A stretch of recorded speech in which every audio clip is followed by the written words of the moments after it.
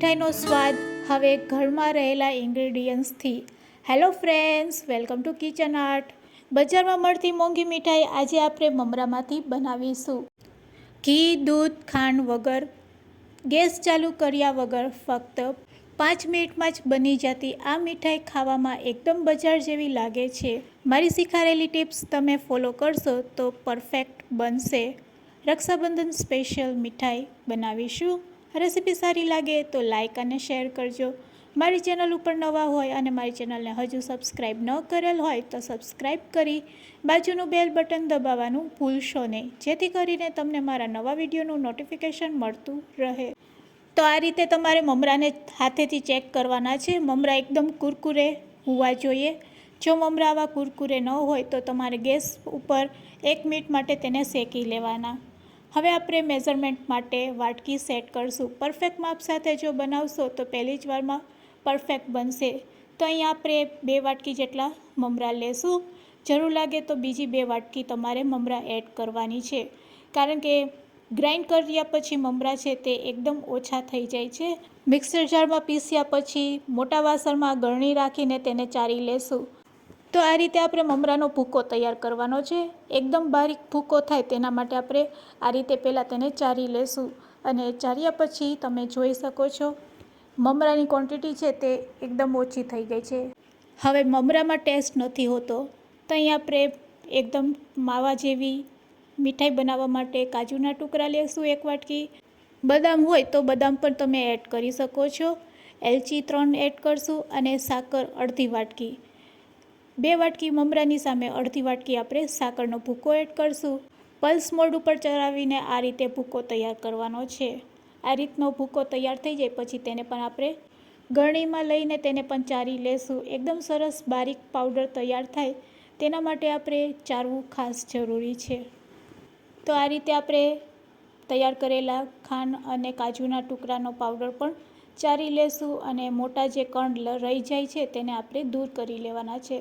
તો તમે જોઈ શકો છો ગળણીમાં આ રીતે મોટા કણ રહી જાય છે તેને સાઈડમાં કરશું. 4 ચમચી મિલ્ક પાવડર એડ કરવાનો છે. માવા જેવો ટેસ્ટ આપવા માટે મિલ્ક પાવડર નાખશું. મિલ્ક પાવડર નાખવાથી એકદમ માવા જેવા પેંડા તૈયાર થાય છે. તો મીઠા પેંડા આ રીતે તમારે તૈયાર કરવા હોય તો મિલ્ક પાવડર ખાસ એડ કરવાનો.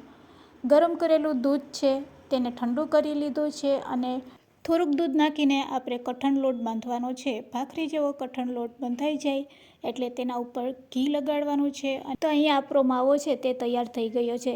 આ જ રીતે તમે પૌવામાંથી પણ માવો તૈયાર કરી શકો છો. શેકેલા દારિયા હોય તો દારિયાનો પાવડર બનાવીને પણ આ રીતે તમે મીઠાઈ બનાવી શકો છો.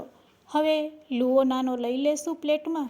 આ માવાની અંદર આપણે કાજુ, બદામ અને પિસ્તાને નાના નાના ટુકડામાં કટ કરી લીધા છે અને તેને આપણે માવા સાથે મિક્સ કરી લેશું.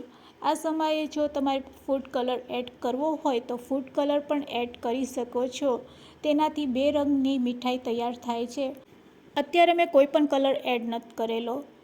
હવે આપણે બટર પેપર લેવાનું છે અને તૈયાર કરેલા આ માવાને આપણે બટર પેપર ઉપર લઈ લેશું અને આ રીતે શેપ આપશું. બટર પેપર ના હોય તો પેપર ઉપર તમારે તેલ લગાડીને આ રીતે પેપર તૈયાર કરી લેવાનું છે. હવે જે આપણે સાઈડમાં રાખેલો મોટો લુઓ છે તેમાંથી આ રીતે આપણે મીડિયમ સાઇઝની રોટલી ઠીક વણી લેવાની છે.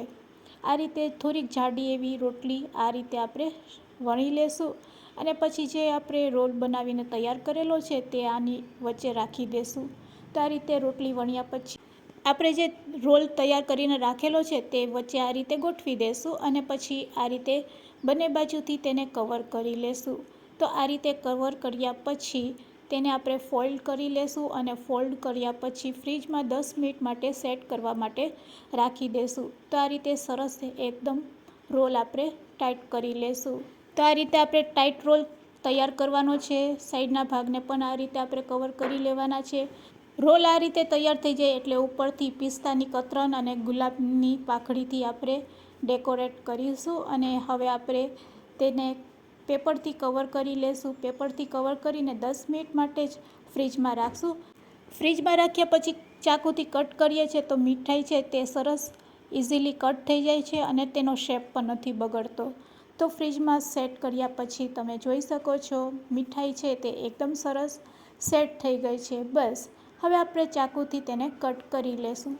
તો છે ને એકદમ ઇઝી બનાવવી અને ખાવામાં તો એટલી ટેસ્ટી હોય છે કે જો આ રીતે તમે બનાવી લીધી તો બજારમાંથી મોંઘી મીઠાઈ છે તે ક્યારેય નહીં લાવશો. તો રક્ષાબંધન સ્પેશિયલ મીઠાઈ તૈયાર છે. તમે પણ બનાવજો અને તમારા ફ્રેન્ડ્સ મિત્રને પણ શેર કરજો. તો ફ્રેન્ડ્સ, આજની આ રેસીપી કેવી લાગી તે મને કોમેન્ટમાં જરૂરથી કહેજો. વિડીયોને એન્ડ સુધી જોયો હોય તો એક લાઇક જરૂરથી આપજો. અને હા, મારી ચેનલ ઉપર નવા હોય તો મારી ચેનલને સબસ્ક્રાઈબ કરી લેજો. Thanks for watching. ફરી મળીશું એક આવી નવી રેસીપી સાથે.